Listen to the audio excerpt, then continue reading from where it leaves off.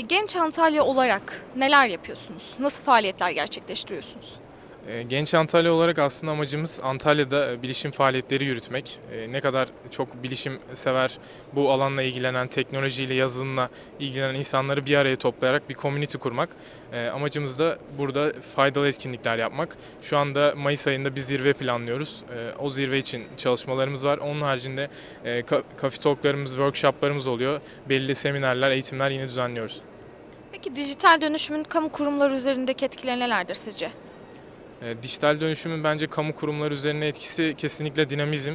Yani özellikle kamu kurumlarının daha böyle statik bir yapısı var.